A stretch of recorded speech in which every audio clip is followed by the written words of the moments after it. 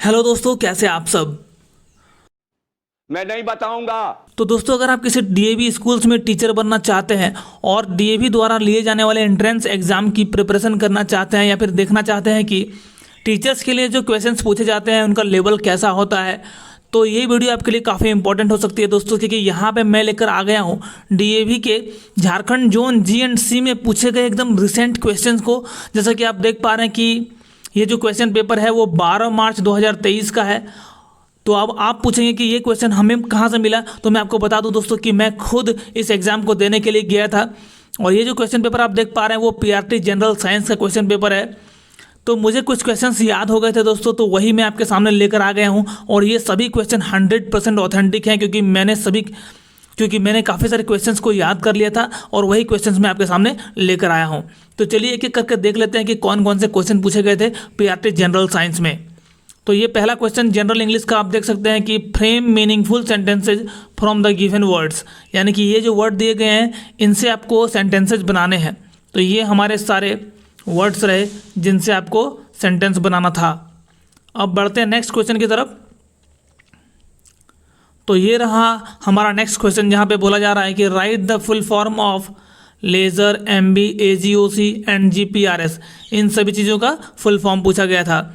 और तीसरा जो क्वेश्चन था जनरल इंग्लिश में वो बोला जा रहा था कि फॉर्म नॉमिनल कंपाउंड्स, और ये सारे वर्ड्स दिए गए थे, इनसे आपको नॉमिनल कंपाउंड्स बनाना था। तो दोस्तों, अगर आपको ये वीडियो अच्छी लग रही है, इन्फॉर्मेटिव लग रही है, तो प्लीज़ हमारे इस मेहनत के लिए आप हमारे चैनल को सब्सक्राइब करके हमें ज़रूर सपोर्ट करें। तो चलिए आगे के क्वेश्चंस देख लेते हैं। फिर क्वेश्चन नंबर 4 में पूछा गया था कि वन वर्ड सब्स्टिट्यूशन, यानी कि ये जो सेंटेंसेस दिए गए हैं इनके लिए वन वर्ड लिखना था। अ पर्सन्स पिकुलियर हैबिट, तो इसे क्या कहेंगे। A government by the rich, इसे क्या कहेंगे। New word coined by the author, तो उसको क्या कहेंगे। फिर था a place where bees are kept, तो इसे क्या कहेंगे वन वर्ड में। और एक क्वेश्चन था दोस्तों, इसमें ई भी था लेकिन मुझे वो याद नहीं है, मुझे 4 ही क्वेश्चन इसमें याद थे। लेकिन चलिए अब नेक्स्ट क्वेश्चन में बढ़ते हैं इसका। तो ये आप देख सकते हैं कि चेंज इनटू एक्टिव वॉइस, यानी कि यहाँ पे ऑलरेडी पैसिव वॉइस में ये क्वेश्चंस दिए गए हैं, इन्हें एक्टिव वॉइस में कन्वर्ट करना था। तो यहाँ पे जो पैसिव वॉइस में क्वेश्चंस हैं वो कुछ इस प्रकार से हैं कि it is supposed that you know. और अगला जो क्वेश्चन है उसमें बोला जा रहा है कि what is said by him can not be depended on me, ये है इसका क्वेश्चन। फिर बढ़ते हैं नेक्स्ट क्वेश्चन में।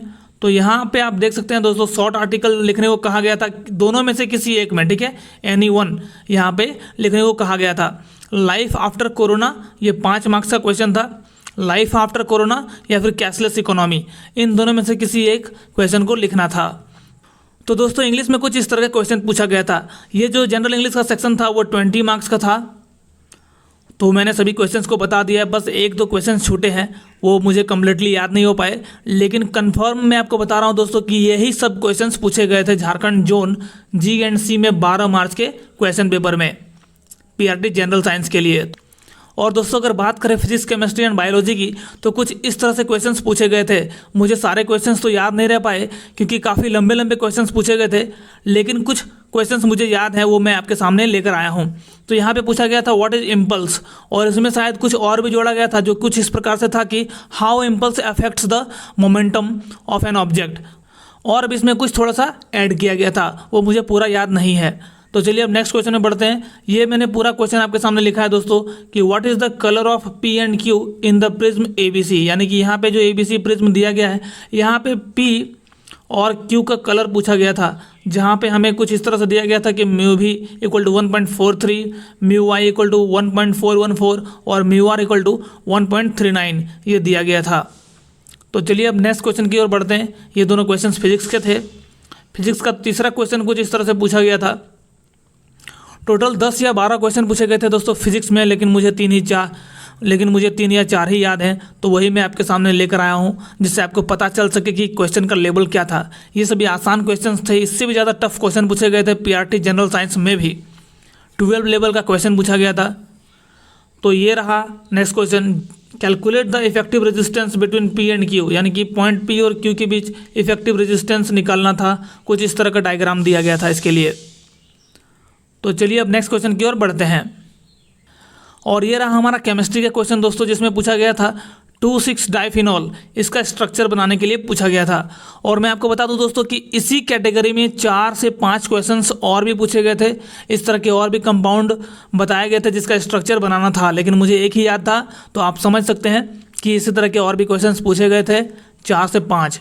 और अगला जो क्वेश्चन है दोस्तों, आप देख सकते हैं कि what are the factors on which the ionisation enthalpy depends, यानी कि आयनाइजेशन एंथैल्पी किन चीज़ों पर डिपेंड करता है वो आपको लिखना था।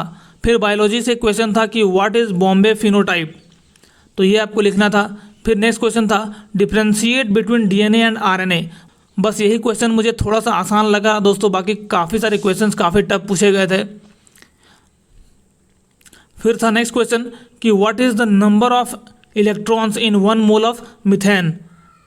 तो ये रहा हमारा वीडियो का लास्ट क्वेश्चन दोस्तों। मुझे इतने ही क्वेश्चंस याद रह पाए जो मैं आपके सामने लेकर आ पाया। तो ये रहा वो क्वेश्चन जिसमें लिखा गया कि what is the difference between 0.5 mole of Na2CO3 and 0.5 mole of MNA2CO3। तो दोस्तों इसके बीच में डिफरेंस बताना था। तो दोस्तों आई होप आपको ये वीडियो अच्छा लगा होगा, मेरा ये मेहनत आपको पसंद आया होगा। अगर आपको ये वीडियो अच्छा लगा तो प्लीज़ हमारे इस वीडियो को लाइक करते हुए चैनल को सब्सक्राइब करें और किसी नीडी पीपल को इस वीडियो को जरूर शेयर करें ताकि वो अपने एग्जाम की प्रिपरेशन अच्छे से कर पाए। दोस्तों मैं आपसे एक बात और कहना चाहूँगा कि आप वीडियोज़ को तो देख लेते हो लेकिन चैनल को सब्सक्राइब नहीं करते हो। इसके लिए मैं एक ही बात कहना चाहूँगा कि कैसे कैसे लोग रहते हैं यार यहाँ पर। तो यार वीडियो को लाइक करते हुए चैनल को सब्सक्राइब कर दिया करो, क्योंकि इस तरह की और भी इन्फॉर्मेटिव वीडियोस मैं आपके सामने लाता रहूँगा। थैंक यू सो मच इस वीडियो को देखने के लिए। मिलते हैं अगले वीडियो में, तब तक के लिए take care, bye bye, thank you so much.